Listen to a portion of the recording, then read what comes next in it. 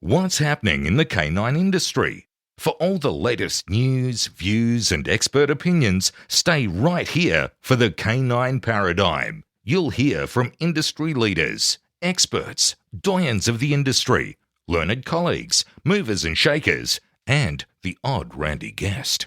Get the latest insights and expert advice from both here and abroad from the people in the know. Now, here are your hosts, Glenn Cook and Pat Stewart. And I'm Lofty Fulton, and I'm out of here. Glenda? Yes. We have to do a new ad. We do. It's a solemn time. Our long-time sponsor of the show, George Kittredge, Yes. very, very sadly passed away. And we formerly used to advertise for him his Rowdy Hound boxes. We did. So we don't actually know what's happened with Rowdy Hound boxes. You know anything about that? I looked at the website. It said that they're recalibrating since their founder and boss has passed. But nonetheless, I think that you and I want to honour the memory of George Kittredge anyway. He was a friend to both of us, a hell of a good guy, and he supported us almost immediately. He was on board through and through, and I just don't want any of us to forget George. He was a terrific human being. So we intend to continue to advertise Rowdy Hound even though we don't know what's going on with them. Yep. In the hopes that they keep going and that can be a bit of George's legacy that we're able to continue to promote. I hope so. In checking it out, we had a look to see, because we're not real good with the sponsorship. So we had a look to see who's actually paying for sponsorship. And we have a list of people to tell you that we support. And the first is our sugar mama, Barbara de Groot. She's been with us from the start as well. Barbara's been an absolute staple in our... She's a gem. She is a gem. She has a business. She does. From the Heart Dog Training. From the Heart Dog Training. Yeah. You can check it out. But she supports us as much and more than anybody ever has. So we appreciate you very much, Barbara. Another person who's supported us from the start. The Einzelwiener. Einzelwiener. The Bullfed. The Bullfed. Yep. It's where I get all my stuff. Yeah. It is, truly. It's where I get all my dog gear. If I need something, Jason's my first point of call. I don't use his shit website. He has a website. It's dog shit. I just message him directly. You guys probably should use his shit website, but I don't. Yeah, because you don't want to message him directly and get his grumpy ire of the day. Yeah, but do it. Get all your dog stuff from Jason. He's got everything you need. He's got all the shit that you need to train a dog for realty. Everybody who comes to seminars and looks at mills and asks me mills questions, ask Jason. Yeah. Jason can point you in the right direction for getting the mill that's best suited for you. I really like his leashes. I'm a big fan of his leash pack. That's why I sort of convinced him to do it. But anyway, get your stuff from Einzelwiener. Yep. Do you know who has a fantastic website and ships internationally? My wife? Your wife, Yeah. Canine Paradigm. I couldn't imagine her not having a good website, how much of a perfectionist she is. Well, the products are amazing. My dog merely being alive is a walking testimonial to that. My dog, who I've retired numerous times and has come out of retirement when I've managed to get his body back to healthy, and a big part of that is related to Canine Paradigm. So check it out, everybody. I could say so many nice and biased things about Canine Paradigm and my wife, but what I will say is ignore me. Just look at testimonials. The testimonials speak for themselves. That's where the field trials are working.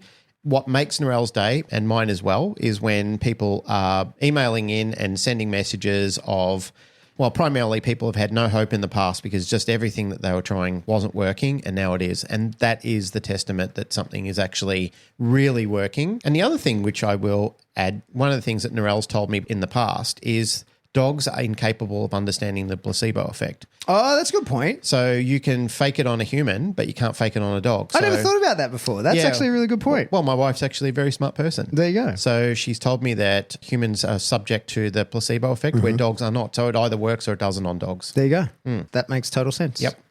There's one other person who puts a fair amount of work into this show. Yeah. It's me. Yeah. Funny about that. And I have a digital product that you can buy. If you go to my website, seriousdogbusiness.com, right now I've got 2 courses available to you. The Overview, which is a small course where you could learn how I teach. Yep. But the other one is the Wave Tops, which is a bigger course. It's everything I know about dog training. Well, it's not everything. It's a lot of what I know about dog training. Yeah, check it out. terrific. Yeah. $500 dues. That's all it's going to cost you.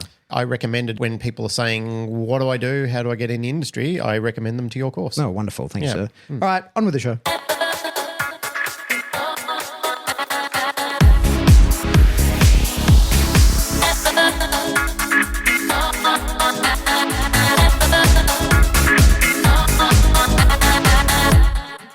Welcome back to the Canine Paradigm. I'm your host, Pat Stewart, and I'm joined in the studio today by my co-host, Glenn Cook. Any repercussions last week? Oh, no, we said thanks to Beyonce. That's all good. We're fine. Yeah, so we won't have Jay-Z under our bed? No, we'll be fine. Okay, good.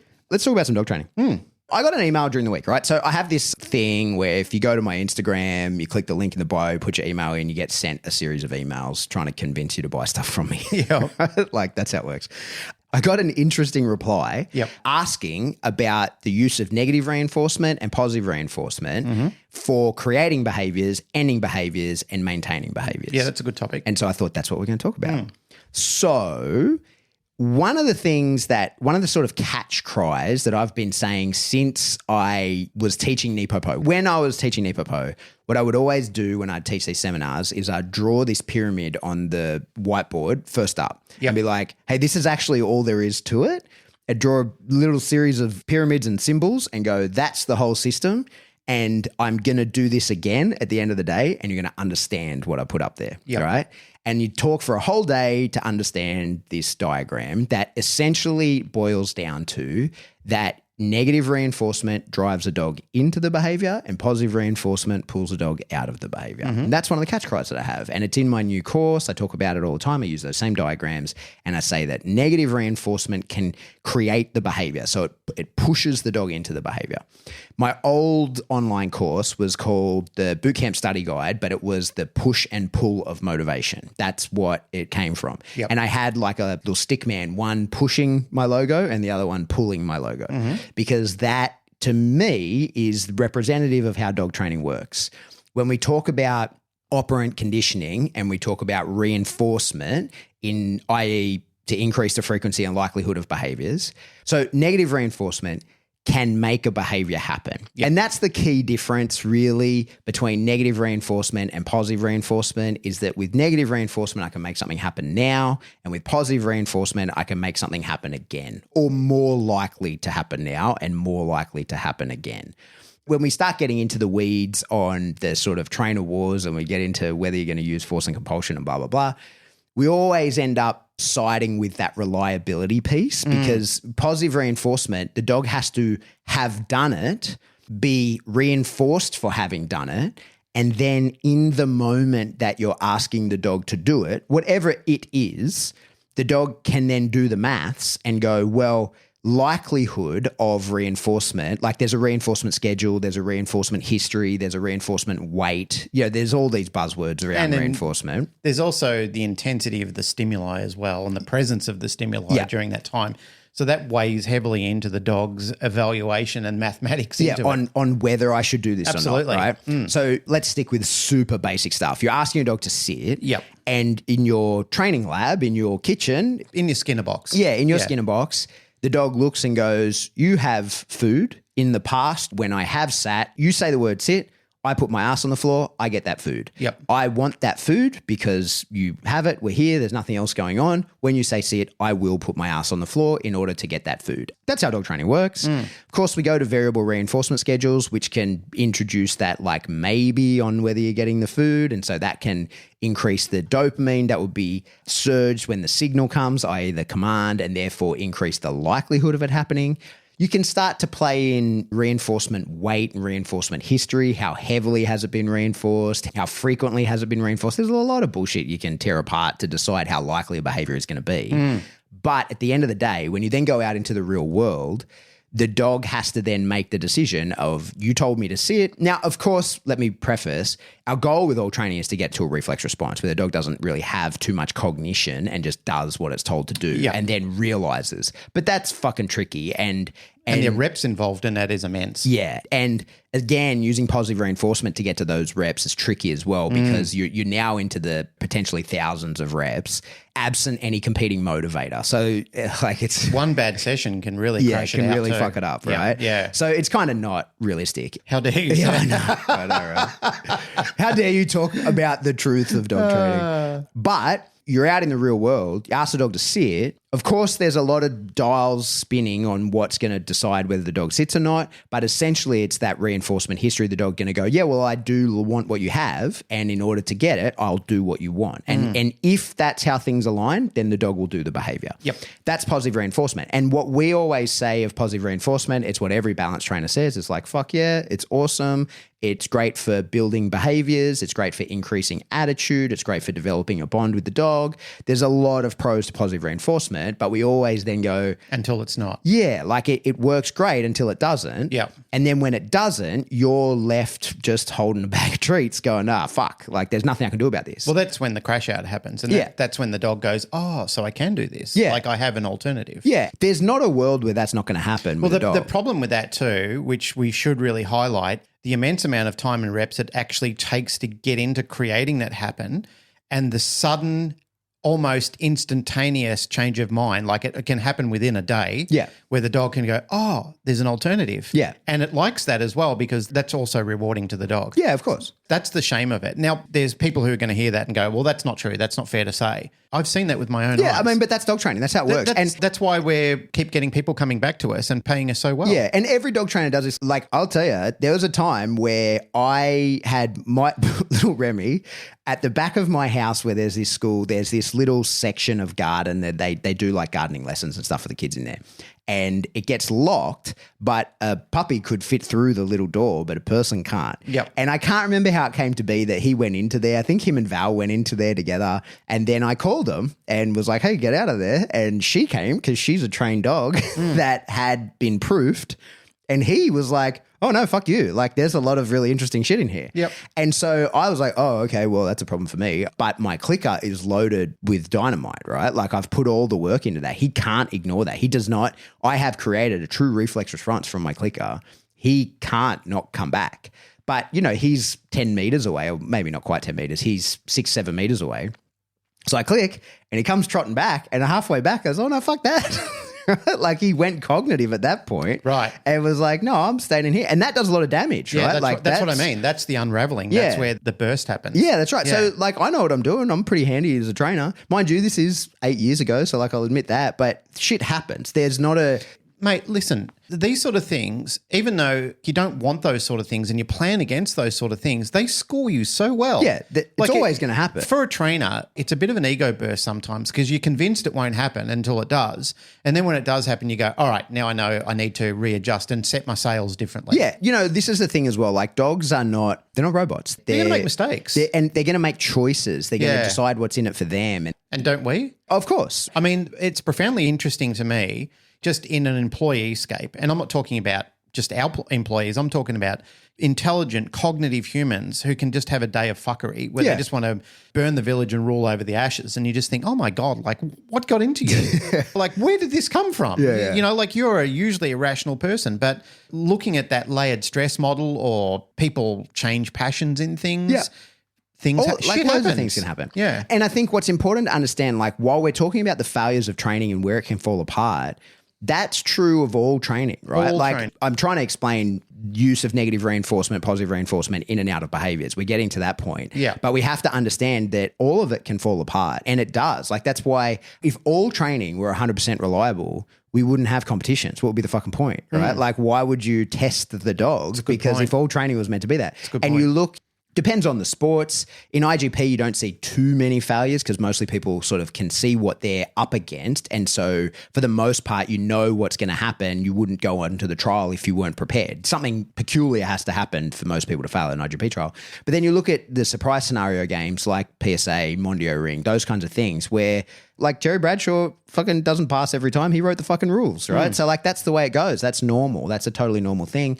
People in field retriever stuff, like, that's the point of doing a hunt test, is it's called a hunt test. We're going to see how does it hold up today. I'm not saying that positive reinforcement is doomed for failure. What I'm saying is that there's a failure point in everything, and that's where you hit it in positive reinforcement, is where the dog goes, hey, I know what you're asking of me. I know the command, I know the behavior that follows it, and I know that having done that behavior leads to either the guarantee if you're at a consistent reinforcement schedule or the chance if you're at a variable reinforcement schedule of some form of payment. And that payment is, you know, taking the shape of a reinforcer in something that increases the frequency and likelihood of the dog doing the thing.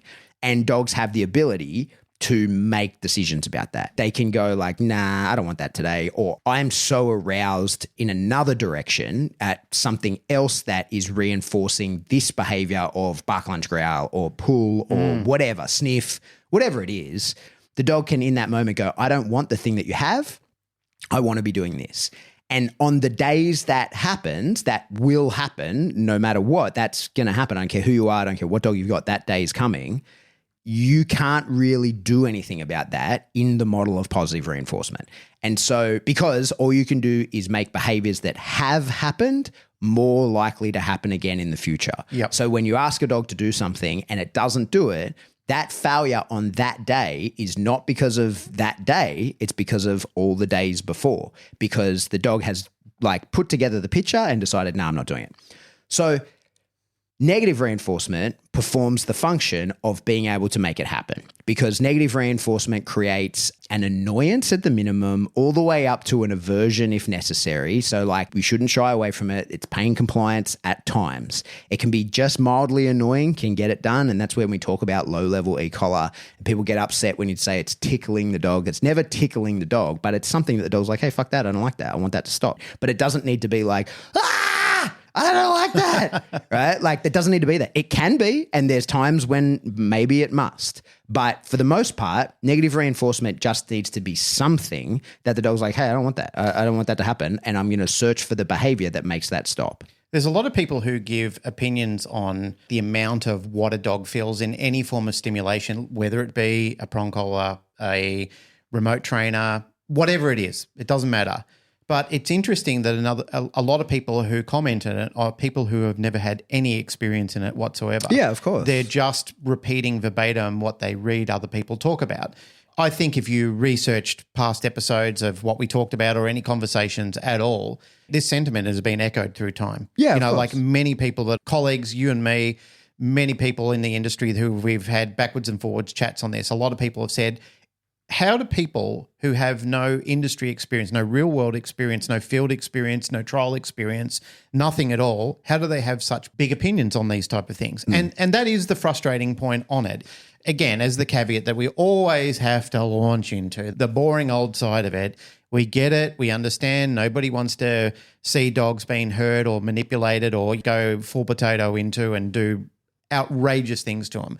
We're dog owners. We love our dogs. We get it. We've talked about this till the fucking cows come home. It's kind of like your jury of peers are a bunch of morons telling you how to get a dog under control when clearly you'll go out and field watch their dogs and they're the most outrageously performing dogs that you've ever seen in your life. Yeah. And that is the worst and the most insulting things to people who are trying to control and stop dogs from doing behaviors that will ultimately lead to something that potential lethal outcomes for the dog. Yeah. You know, not for the human. The human will get away with it. The dog will fucking die. Yeah. The human gets a slap on the wrist and maybe a spicy little fine. That fucking dog will die Yeah, it pays the because, ultimate price. yeah, it's terrible to see. For us now, we've given enough caveats. Like we're having an argument with someone that's not there. Yeah.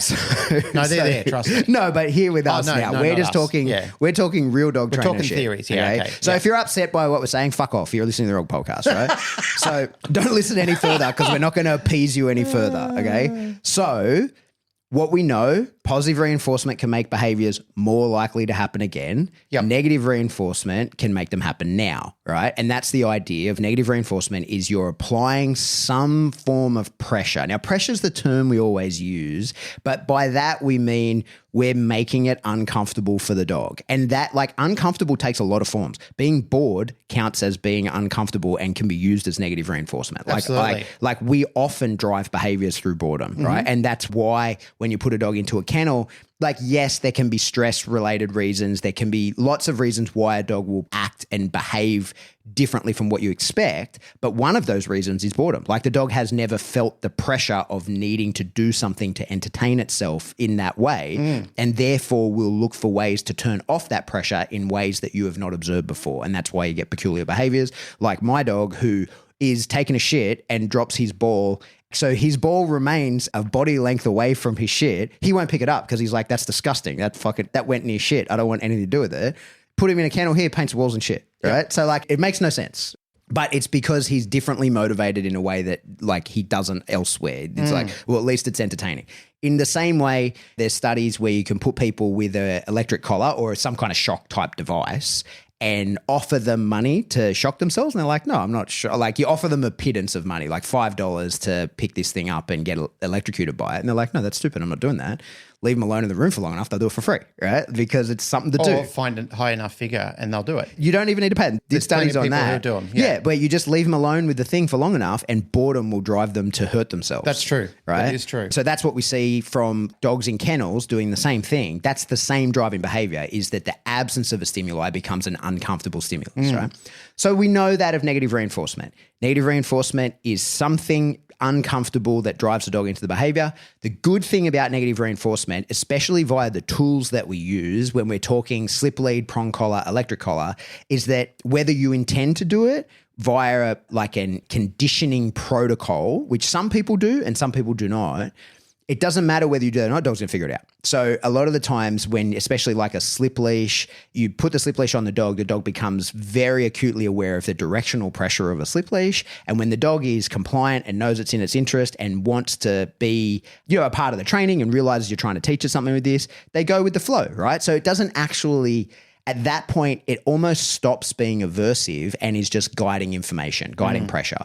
But as trainers, we shouldn't then pussy out on that and go like, oh no, we're not using aversives, we're just guiding the dog. Like, yeah, we're guiding the dog, but in a way where, because every single person, every single real fucking trainer, if you're guiding the dog with the slip leash in a totally like calm and barely any pressure on it, you're holding it with your pinky and you're just moving the dog and the dog's happily going with it, cool. That's fine. You're doing the same thing as the person in their Skinner box with their treats, right? You too are going to encounter something else that draws the dog's attention, and that little finger leash of pressure that you've got on is not going to cut it. And you're going to have to hold that thing with your fucking fist, and you're going to have to put real pressure on the dog because the dog wants to do something else. So what's important of negative reinforcement is that it's escalatable, in that you can use the tiniest little bit, but if that doesn't work, then you've got to be in a position to be able to use a little bit more and a little bit more and a little bit more until it works. And that is true of the definition of negative reinforcement. It has to be able to do that. Otherwise, you're not using negative reinforcement, right? You're just putting pressure on a dog.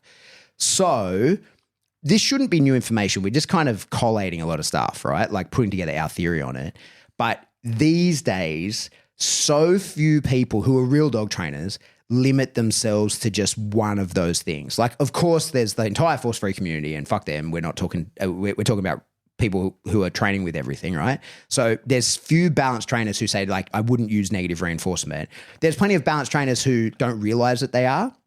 Like what Bart would refer to as like a popo nay trainer, people who like, no, I only teach behaviors with positive reinforcement and I'll use punishment to stop behaviors, but I don't see myself using negative reinforcement.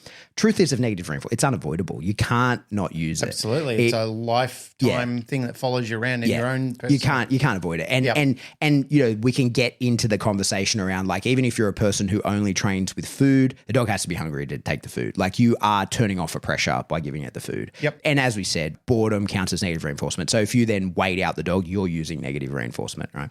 Interesting concept, isn't it? Yeah. Where it comes from, but it's just not acknowledged. Well, I mean, this is the thing of when you're, I don't want to get into having an argument with someone that's not there, but I'm not in any of the cults, right? So like, I don't give a fuck how the dog gets trained, so long as the dog ends up trained and it's aligned with my ethics. And my ethics are that I don't want to do anything to a dog that I don't feel good about. And those things are unnecessary suffering. Prolonging is the word. That's the action that I don't want to deal with anymore either, is prolonging something. Yeah, it's just prolonging, dragging something out over time that can be done within days. Yeah. And the dog goes, cool, got it, let's move on. Yeah. I feel that way because that's how I feel. So that doesn't mean that that's truth, right? That's my truth. Yeah. That's not the truth.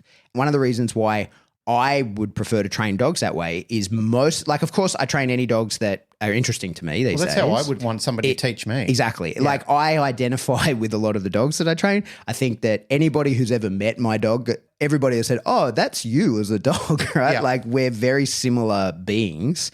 And I know, like, I don't like that. It's the same reason why I was in the ice bath this morning. My body's totally fucked at the moment. So I'm in a lot of pain. And the way the ice bath kind of makes the choice for me is I get to be in a little bit of pain all day, or I can be in a lot of pain for 3 minutes in the morning. And for me, hands down, every time I'll take a lot for a short period of time rather than a little bit over a long period of time. That hands down. And I know my dog feels the same, right? So I digress.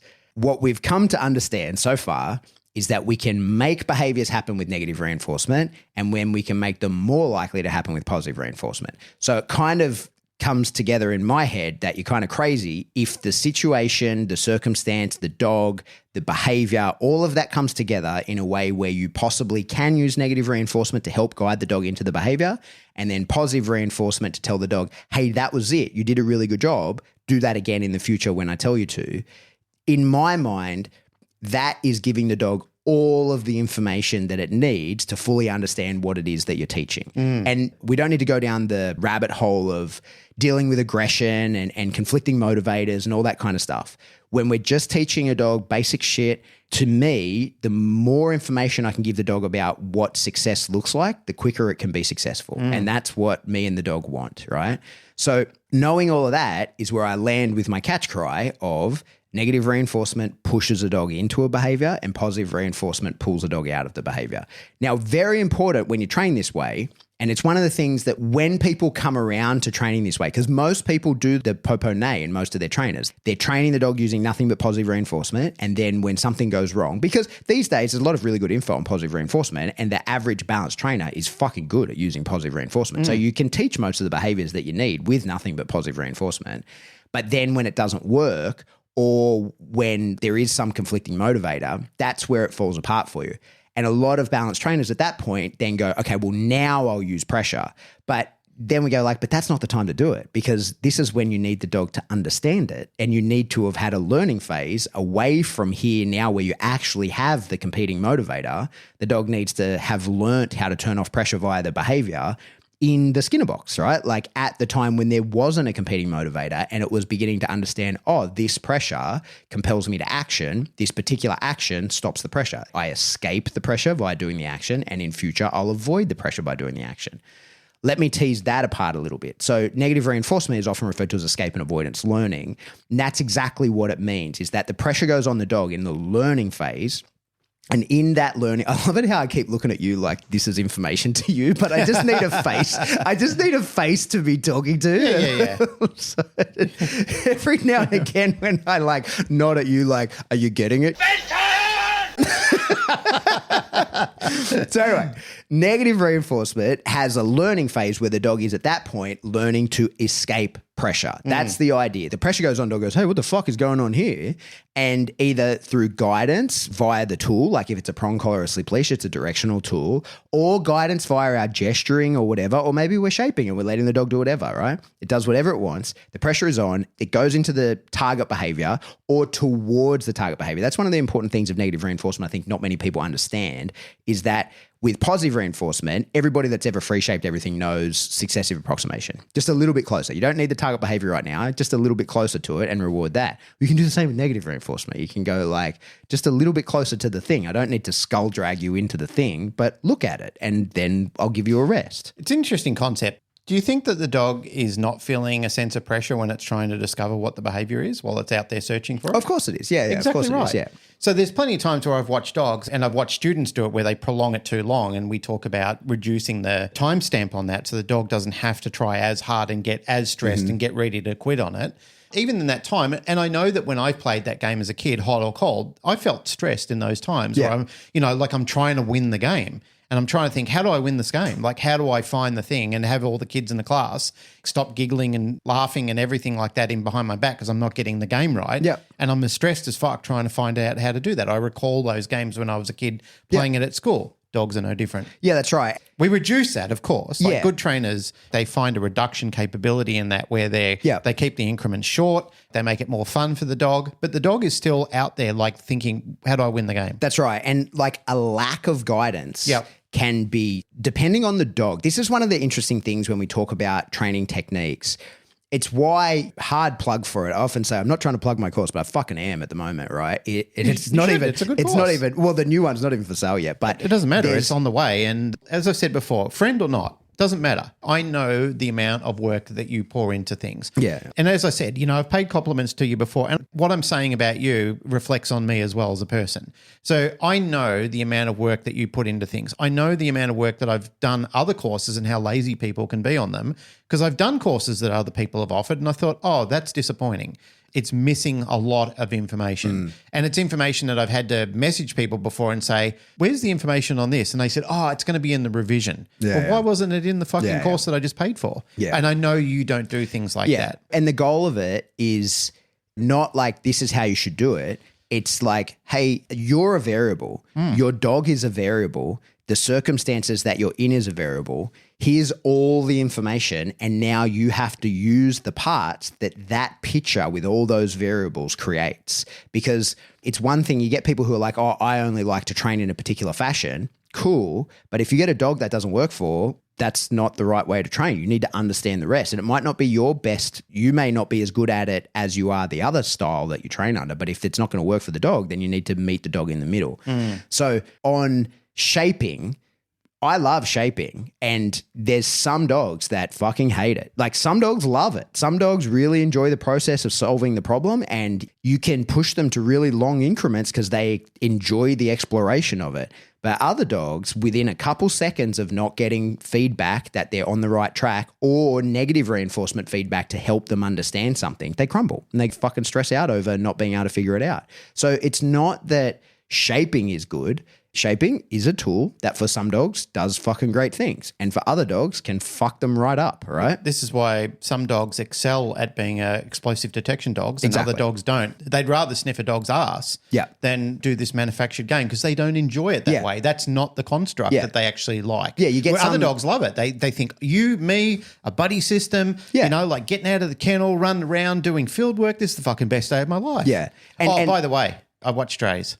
Oh, how good is it? It's amazing. Wait, we've got to come back to this. Okay. Right, that's our end of the show wrap up.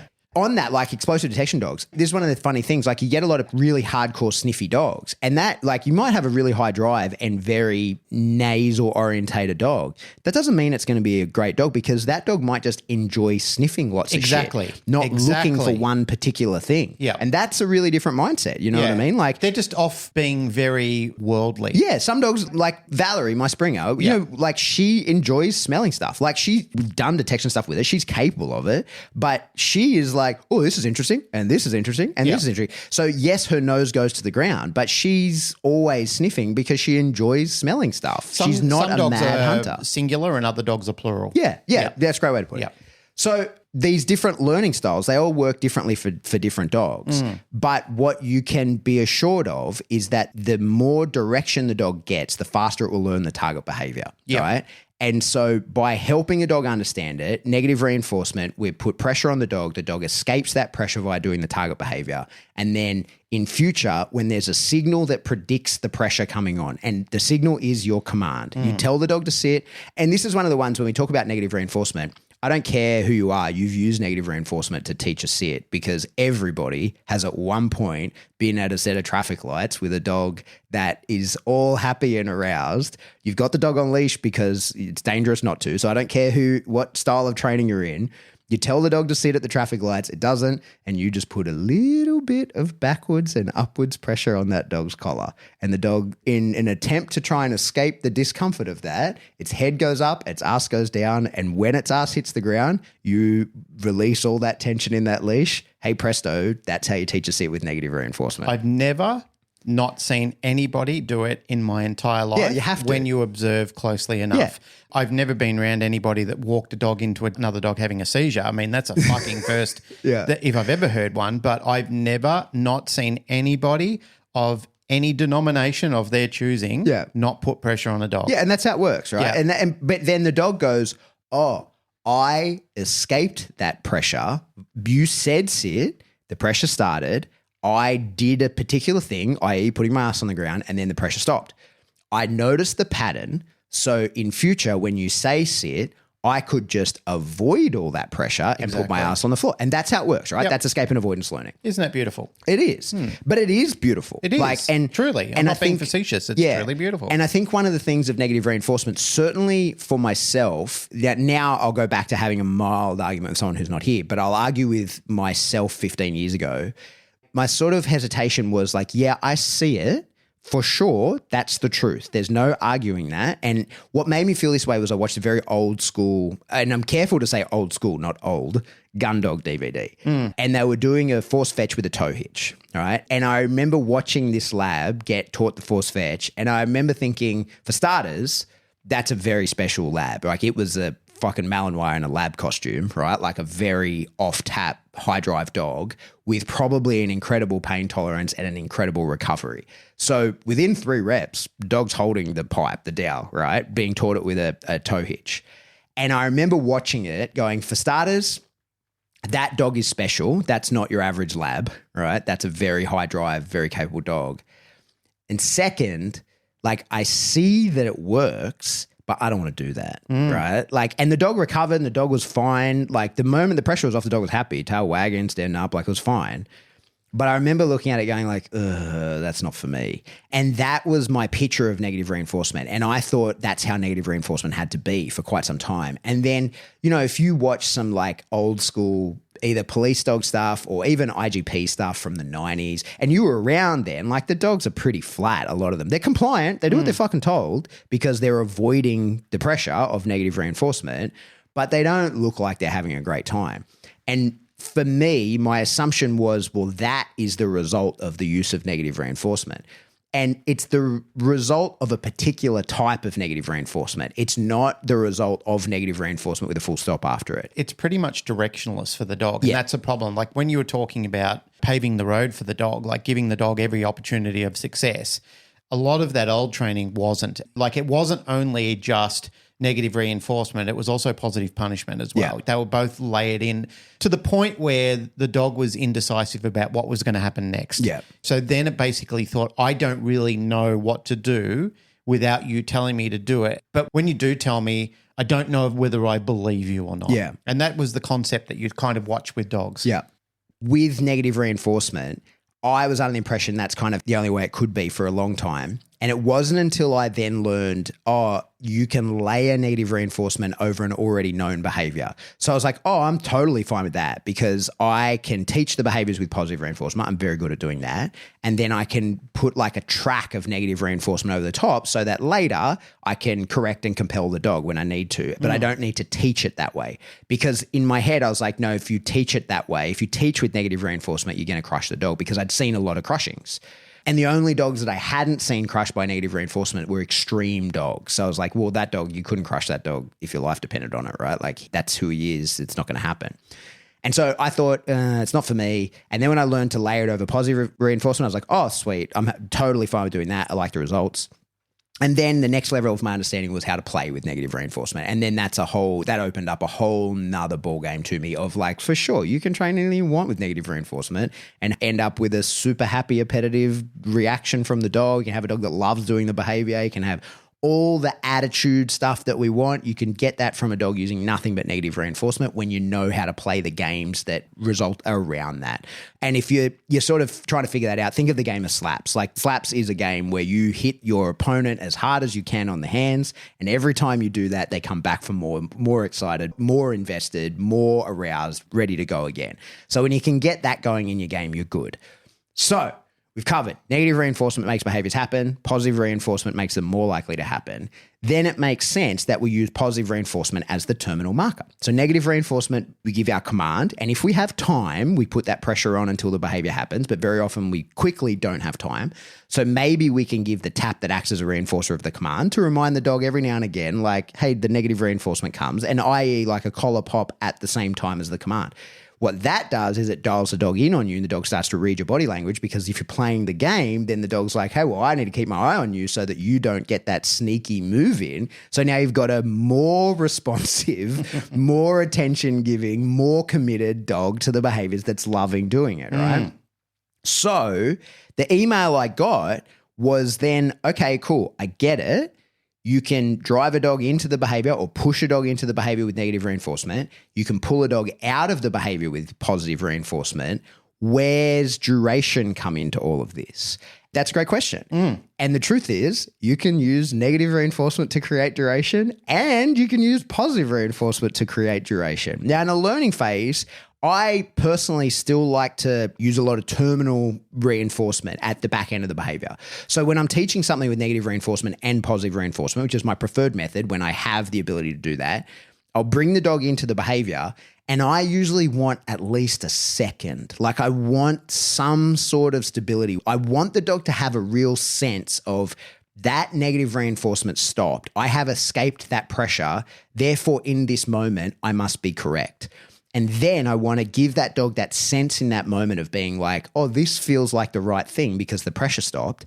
And then I want to say to the dog, yes, it was the right thing. Here's the reinforcer. Here's the positive reinforcement. So I'm sandwiching reinforcement between the target behavior. And that to me is that's the ultimate way to create clarity in the behavior. But I want to start increasing that. But what's very likely to happen is that the dog then gets jumpy. He either predicts the positive reinforcement coming and comes out of the target behavior in anticipation of reinforcement, or when you leave him too long, he starts to go like, hey, but the positive reinforcement didn't come. So maybe I'm not correct. Well, that's just an incorrect increment. Yeah, for sure. But that's something that's going to happen in training all the time. It's going to. Interesting you're talking about that. The term that we used about that gap in the middle of the sandwich, we labeled that as relaxed compliance. Yeah. It was, and the only reason we did it, we had to have a name that we could show clients what it actually is. So we would call it either that or the exhale, like when the dog stopped struggling in between and it just took a pause and we said, that's the time. Yeah. That's the thing that you're looking for. And that's the middle space that you have to look at expanding with the dog. So the dog goes, oh, I can control this space. Yeah. And as you and I have alluded to over a long period of time, whenever you give any entity the understanding of what controlling outcomes is, they love playing with it. They love experimenting with it. Finding the boundaries. Well, they feel all powerful at that point in time because they feel like they've got skin in the game. And that's something that I've always loved about working with dogs and even helping people, because you do the same with people. It's a beautiful aha moment where they go, oh, I get this. I understand how I can make this work to Find my advantage. Yeah. Find my advantage. Yeah. So here's the issue. Negative reinforcement tells the dog, hey, the pressure turned off, you're correct. But the piece that's missing, and certainly we see this sometimes with negative reinforcement, is dogs can get a little bit trapped in behaviors. Because if you're trying to build duration in a behavior and the dog breaks out of the behavior before you're ready to have that, you're going to put negative reinforcement back on to bring the dog back into the behavior. So some dogs, depending on the behavior, depending on the dog, depending on the nature of the negative reinforcement, can then be very flashy to do the things you tell them to do, but then can be a little bit trapped in some of the behaviors. And you see some dogs, like especially they're a bit afraid to get off their bed and stuff like that because they're like, are we sure? Because if I get off at the wrong time, then I'm just going to get pressured back on. So they can get a little bit trapped. The shortfall that we see of positive reinforcement is that we're often telling the dog at the back end of a behavior, hey, that bit, that's correct. But the dog doesn't have a sense necessarily of when it began being correct. It knows, oh, that was terminal. In this moment, I was doing the right thing. I no longer need to do it, but you were happy with me doing the right thing and you wanted to see more of that. But we aren't able to necessarily say to the dog, and for the full 8 seconds before that, you were also correct. Like the criteria of the behavior is everything that you're doing in there. By sandwiching between negative reinforcement and positive reinforcement, we're providing that. We're giving all of the information. So the beauty is just training with negative reinforcement into the behavior, positive reinforcement out of the behavior. That will help build stability regardless, because now the dog knew when it was incorrect, knew at the moment that it was, and then had it doubly reinforced. So building stability gets easier when we're doing this. And so for anybody who has only used one, negative reinforcement a lot or positive reinforcement a lot, it can be hard to understand how clear it is to the dog that they're in the correct target behavior. And so building stability actually becomes quite easy, but it still has to be done. There still is going to be a dog going like, hey, how long should I be here for, right? And depending on the behavior, we always use the example of a sit because it's so easy and, you know, everybody has to teach their dog to sit. It's very universal. It's one of the most, out of everything that people teach, 90% of people that I know have taught a sit. 50% have taught a drop, and probably 5% have taught a stand. Yeah, and it's the one thing that when you go to the vet and they're trying to get your dog to do any, like every vet nurse that's ever met my beautiful dog and wants to interact with him pulls out a treat and tells him to sit. Every time. And he never once has done it. He's always goes, give me that fucking treat. I'm not interested in doing what you say. There used to be a movie or a television production show, and at the end it said, sit, Ubu, sit. Yeah, I remember Good that. boy. Yeah, I remember that. Yep. So you have to build stability. Now, here's a punchline, and this is the question that came in the email, is that both of them will work to build stability, and you should use both. Yep. So when a dog then goes to get a little bit jumpy to go out of the behavior, you just put the negative reinforcement back on and bring him back into the behavior. And then when the dog is starting to build stability in the behavior, you can give positive reinforcement into the behavior. And you can say to the dog, like, come up with some kind of marker that either could be the name of the behavior. If you want to go down that route, that's fine. You could do that. Or you could use something like good, some sort of keep on going signal, and you say it to the dog and you give them food in position. The tricky part about reinforcements in position is that some behaviors can't be done while you're getting reinforcement. A hold, for example, you can't hold a pipe and eat food. Yeah, it's conflicting behavior. Yeah, so I can't build duration of some behaviors with positive reinforcement or food especially, or play or anything like that, because the dog can't be doing the behavior and taking the reinforcement. For sure, with a lot of behaviors, especially static duration behaviors like a sit, a down, a stand, a heel to an extent, a loose leash walk if we're talking pet type behaviors, there's lots of things where you can just keep trickling the dog food. You could use a keep on going signal, something like that, where we're saying to the dog, hey, doing a good job, keep doing what you're doing. I like it. I'm reinforcing what's happening now. I like what's happening. I want to see more of it. That's for sure something you can do with a lot of behaviors, but not all of them. So that leads us to build duration with negative reinforcement. Now, here's the thing of negative reinforcement. One of the catch cries, another one that I constantly find myself saying all the time, is that a pressure that happens within a behavior without altering that behavior becomes an activator / reinforcer of that behavior. So if the dog is in a down and you put a little bit of pressure on the dog, and everyone's done this, right? Like this is one of those things when you explain to people, they go like, oh, I do that. Yeah. You just didn't understand why you were doing it. You intuitively knew that it would work. But so you get a dog in a down and you just put a little bit of like pressure on the dog to try and pull him out of the down. The dog's like, no, I'm in a down. And he commits to the down and is like, that feels like a trap to me. And you relieve that pressure, you go, yeah, good boy. It was a trap. Yeah. Right? And the dog's like, knew it. Right. So one of the things that we know of like a pressure happening within a behavior without altering it, and we know this, right? You get a dog that bark, lunge, growl. And you try to put an end to that with the prong or something like that, and the dog isn't going to stop because of that prong. It's too doing what it's doing. That's not going to stop. The amount of aversion is not there.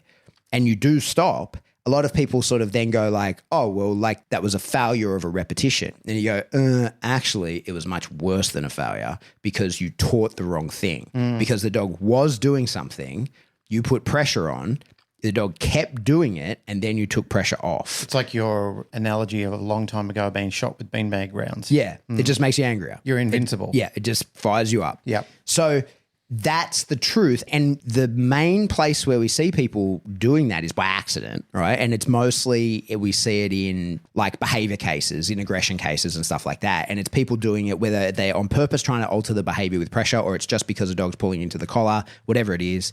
We see this in the same way the dog's pulling on the leash. We let the dog pull us on the leash. The dog gets where it's going. It thought that it got where it's going because it pulled into the leash. And so we're increasing the frequency, intensity of the very behavior that we're trying to get rid of with pressure. So that's one of the things you've got to be aware of when you're using pressure. Or redirected behavior. Yeah. Even worse. So when you're using pressure to try and alter behavior, it has to alter the behavior or else it's reinforcing the current behavior. Yep. But when we know that, the other side of that sword, the other side of that double-edged weapon is if it works against us in certain circumstances, we fucking use it for us in others.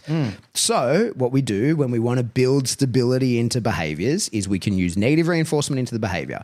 When we've got a decent amount of duration in there, we can, if we want, put a little bit of pressure on the dog in a way where the dog needs to know the behavior well enough that it's like, no, you haven't told me to do anything else. You haven't clicked and ended the behavior. You haven't given me a free cue. I'm in the behavior. I've been heavily reinforced for being in this behavior. I just beat pressure getting into this behavior. I'm staying here in anticipation of being told to do something else or receiving my positive reinforcement. So in that window, you can then put a little bit of pressure on the dog and the dog will fight the pressure. The dog will commit harder to the behavior. And then you turn off the pressure. And then in the dog's mind, he turned off that pressure by committing to the behavior, which is exactly what he did because you were in control of the pressure.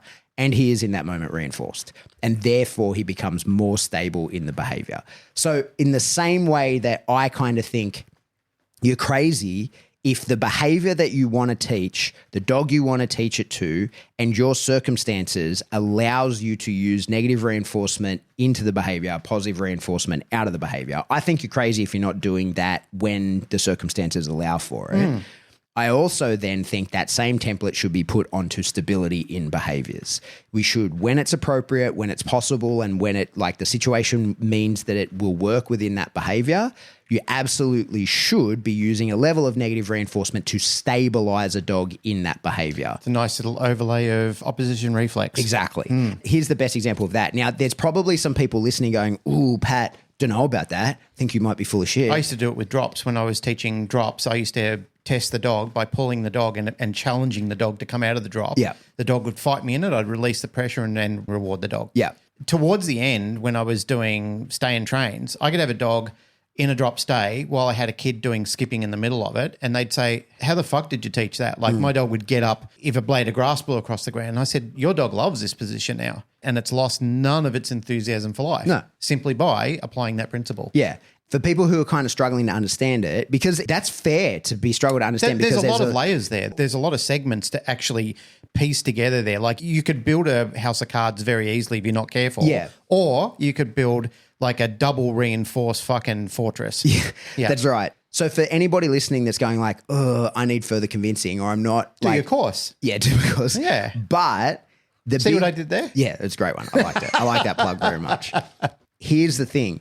I promise you've already done that. I promise you that if you put your dog in a down and you went back to pat your dog in a down, if the dog were in a down, you are not giving that dog a tickle. Every single person gives that dog like a slow kind of firm pat because you know that's what's going to reinforce that dog in that down. You're going to kind of push a little bit. You're going to like put a little bit strong pat. Yeah, because you know that's what's going to keep a dog in a down. If you go over there and fucking tickle that dog, he's getting straight up. Yep. Right? So like we know that. We know that's the case, that you can, like everybody has done it. Everybody has had a dog that has settled in the house or something like that. I do this every fucking night when I go to bed. I look at my dog, I look at him, I shake my butt at him and I do a kissy face and I see his tail go over. And when I go over to like kiss him goodnight, that pat can't be anything like a daytime pat or else he'll get up and follow me around. Like, because it's an activating cue, right? So that final like good night has to have this implied stay where you are because I'll like sort of touch him sort of like firmly. And this is me giving affection. It's not like this is a pressure that I'm convincing my dog to stay in the behavior, but I know intuitively that if I just give him a little tickle, that's going to turn him on in a way where then he goes like, well, let's do something. I don't want to do that. I want to be like, no, you continue doing that. I'm just giving you affection. And everybody's done the same, right? Because everybody has done the opposite. Everybody has done that. They're like, over aroused the dog and by accident and then gone, oh, fuck. Now I got to deal with this arousal. Absolutely. Everybody's done that. I do that all the time to dogs by accident and on purpose. Yep. Like oh shit, I've kicked you in your drive. I guess we better go do fun stuff, right? Yeah. And you avoid that by the slow, hard pats. Yes. So my big summary of the whole thing before we talk about strays is negative reinforcement is escape and avoidance learning. Yep. You can use it to make a behavior happen now. And if you ask the dog to do something and the dog doesn't do it, then the pressure can be escalated until the dog does it. That's the beauty of negative reinforcement. That gives you the power of a correction. Positive reinforcement can make things more likely to happen. It's a wonderful thing to do. It's the way to train when it will work, but its failure is when the dog does the maths and goes, hey, I see what you're asking. I know what you want, but I don't want to do it because what you're going to pay me with is not sufficient. You in that moment, I mean, I guess you could, if you were a sucker, you could be like, but I have more and try and convince the dog, which is a slippery slope. Before too long, you're in trouble if you're doing that. No more one more time, motherfuckers. Yeah. Or no more like, hang on, I'll go get some caviar. Right? Yeah. It's like, no. But you're kind of lost in that moment. There's nothing you can do. And that's what the gap that negative reinforcement fills. Yep. There's plenty you can do later and there's plenty in your training that you can do to get the dog dialed in. It's not like absolutely not saying positive reinforcement is guaranteeing a failure. You then have to increase the motivation and blah, blah, blah, blah, blah. But in that moment, there's nothing you can do. You can use both to bring stability into the behaviors. So think of it like a sandwich. Like this is like in my head, this is genuinely how I picture it. I've got a block to the left that I call negative reinforcement. I've got a block to the right that I call positive reinforcement. The sandwich in between them is the target behavior. And whenever I want to reinforce the target behavior to build some duration, I can pull some of the reinforcement from either block. And I do that with both. Not in equal parts. I do it in the amount that is going to be convenient and like is appropriate for the dog, the situation, the behavior, blah, blah, blah. Like I'm not trying to keep it equal there. I'm trying to be effective, and that's all that matters. Wonderful summary. Thanks, I enjoyed the whole thing. As I said before, you explain things really eloquently. You put a lot of time and research into it. No, it's true. It's very true. I think one of the things that a good summary that somebody told me, and it's not just specific to this, but it's something I heard and I really liked, and I echo it, the sentiment myself, because I think it's nicely packaged up. When you're trying to teach someone anything, human, dog, whatever, the concept is what is the game and how do I win this game? Yeah. If you can do that with whomever you're teaching, with whatever methodology you're teaching them in, you're a very good teacher. Yeah, for sure. But that's pretty much what it needs to be. What is this game and how do I win? How do I win? Yeah, because that's what people want to do. When you're playing a game, like if you and me sit down and play Monopoly, what are you playing for?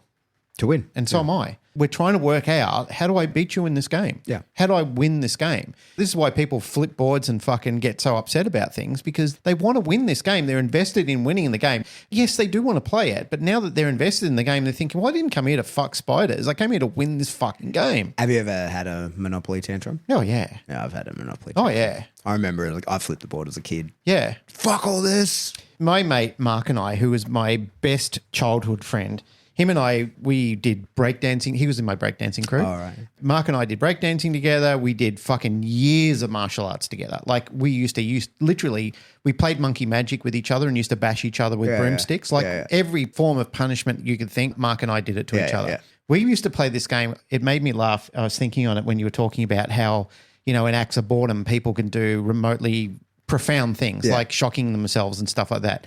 So I remember one day it was pissing down rain outside. We had nothing to do inside. So we got a dice and we decided to play this game like whatever you rolled the dice was the amount of punches that you would get in the arm by the other person. Yep. And This is classic teenage boy exactly. games. And Mark and I were both we were both really fiery sort of young guys and just nobody wanted to quit. So we used to go to school the next day. Our arms were just swollen from bruising and from being punched so many times. But that was just like how we would resolve being a boy, being full of testosterone and trying to resolve boredom. Like profoundly stupid things. Yeah. But amazing that you start thinking about these concepts when you're overlaying it on, oh, this is the path to training a dog and this is why dogs learn to do things, or this is what happens in acts of boredom. And you think, fuck, I did all that when I was a pup myself. Yeah, mate, do you want to know the dumbest game I've ever fucking played? What's that? We used to play, I'm going to admit this. We used to play a game called Pistols at Dawn where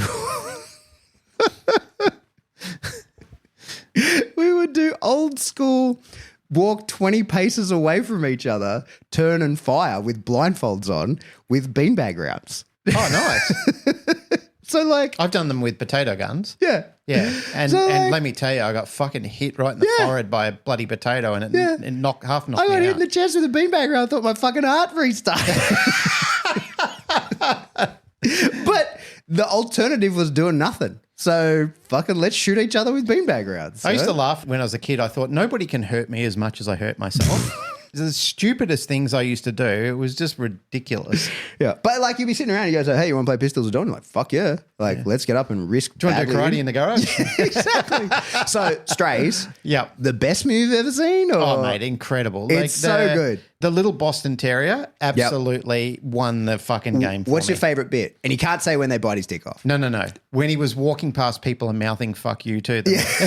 That's good. My favorite bit is where they go to bed. And they're bedding down for the night. Yep. And they all like, okay, just got to walk around in a circle and go to sniff this. Oh, and yeah. But the tripping on mushrooms part was pretty good that's too, good where too, they yeah. murdered the rabbits. Oh, that's right. I forgot about that. It's such a good movie. It didn't really get. I probably would have looked at it and thought, oh, this is just a puppy mummy movie. Yeah, I it don't looks wanna like a watch kid's that. movie. It did. Rip showed it to me and was like, can we watch this? And I was like, oh, hang on, let me watch the trailer. I was like, you fucking definitely cannot watch that. However, when you go to bed, I'm watching it tonight. Oh, yeah. That was fucking so good. The minute you told me it had Will Ferrell in it, it just sold it to me. Yeah. Yep. I loved it. Non-stop laughter. Like I had to stop it a few times because I was like Hysterical. Yeah, it was incredible. Even the Aussie Shepherd, the story of her owner is so accurate. Like, yeah. she's the trick dog, super highly trained, but that's not cool anymore because that was what the like early teenage years girl wanted from her dog. Now she's got, is it a pug or a chihuahua or something that's a handbag dog when they show her owner? So like, because the Aussie Shepherd is basically forgotten about by her owner. Yep. And then they're talking about like, I know like 200 tricks. I'm a super highly trained dog because that's what she was into as an early teenager. I was too focused on the Boston Terrier. The Boston Terrier is good. Little bug, whatever his name was. Yeah. But it's a great show. It's a great movie. If you haven't watched it. Even the dick biting scene was just incredible how he went to town on it. Like there's a lot of swearing, there's a lot of like lowbrow humor. Oh, yeah. But if you're listening to us, you're into that. The one thing that I have really missed since being a kid of the 70s, all that silly, smutty, unwoke sort of funny comedy like Caddyshack and all those sort of movies, and those sort of things are really funny to me because that's what you grew up on. That's true comedy though. That's like people not Mind you, have you watched any of those recently? What's that? Those old movies? Oh, they're just not the same. They're just not funny. Like I was trying to convince. I still think Caddyshack's funny. Like I love. Yeah, but I was trying to convince him. But like I'm trying to get him into old movies because movies these days and kids these days, if they don't get a dopamine hit every 3 seconds, if the scene doesn't change every 3 seconds, they're not interested. Yeah. So I was like, okay, I'm going to find you a really funny older movie that isn't like that, right? And is stupid because you're a 9-year-old and you'll enjoy. So I look up Happy Gilmore, right? And, Happy Gilmore. In IMDb, there's like a parents section. So you can click that and it says like at this minute, this happened. So like you can, if there's like a sexual innuendo or something like that, you can That's just too skip, much for kids. Yeah, like you can just skip that bit. But I'm happy to hear him say fuck and all that kind of shit. But like I don't want him. So like you can skip certain parts. So I'm like, oh cool, Happy Gilmore, there's like 2 bits I've got to skip. I know where the times are, sweet. So we start watching it and he's like, I'm like, it's the funniest movie ever. It's the best thing. It's about this violent golfer, like blah, blah. A few minutes into it, he's like, when's the funny bits? I was like, don't worry, they're coming. And then like 20 minutes into it, he's like, I haven't laughed yet. And he's like, so the funny bits? I'm like, I think they're coming. And then like half hour into it, he goes, can we just watch something else? I was like, yep. This is not as funny as I remember. But maybe if me and you were watching it, it would be You're funny. Being a dad when you're watching it with your kid and you're being protective. Like you're being an overseer. Yeah, but I'm still... No, don't ruin my joy. Well, then don't watch it. Don't watch it again because you can't I watched it recently. Oh, have you? I still laughed. Yeah. All right. Maybe I should watch it with adults. Yeah. All right. I'm going to go train some dogs. Yes. That's it. Another episode. Canine Paradigm. Done. Tick. If you want to support the show, what you really should do is tell people about it. Spread the word. Tell everyone. And there isn't a better way, as we've discussed many times in the past, than just sitting on the bus and put your dirty, rotten AirPod in somebody else's ear. They won't be mad at you at all. Another way to support the show is instead of using headphones, be in a public place and listen on like an 80s style boombox. Yep. That's another great way to support the show. Another one would be at your work. What movie was that? Pretty in Pink when he went up and pulled it up? I don't know. Was that? I can't With remember. Molly Ringwald? Yeah, where he stands on the car. I don't know the name of the movie. At your workplace, maybe you could just play it through the speakers in the workplace so that non-consensually other people have to listen to us. Yeah, just hack the Bluetooth and go nuts. Yep. Go to a shopping centre and do it. That'd be fun. Yeah, that'd be good. Yeah. So anyway, do all that and then write us a review. We need them. We need those delicious reviews. Yeah, they're so saucy. They're very important to us. We need those delicious reviews. Have you ever seen that Irish guy that does the commentaries on everything and he's hilarious? Everything he talks about, he goes, and this fucking thing. And at the end he goes, follow me, I'm delicious. I've got to send it to you. He is so funny. Like he gives this running review on all the scandals that are happening in his life. Yeah. But he's hilarious. And he's delicious. He's delicious. Yeah. All right. If you want to give us money, you could do that in Patreon. A couple bucks a month, get you a giant backlog of information, new stuff going forward. You could join me for live streams. We've got a new fancy setup. You could come and jump in on that and that would be cool. You could buy a t-shirt from us or from Spring. They get shipped out. Honestly, if you really want to help us out, because we do need some help at the moment, we seem to be paying a non-stop fucking trail of PAYG taxes at the moment. So you could encourage people to join our Patreon. Yep, that would be wonderful. As you said before. Yeah, that'd be wonderful. Thank you. And buy a shirt. Yep. And if you want to get in touch with us, what you should do first of all is jump into the Facebook discussion group. There's lots of cool people in there. Or you shoot us an email. We are info@thecanineparadigm.com. Love you all. Goodbye.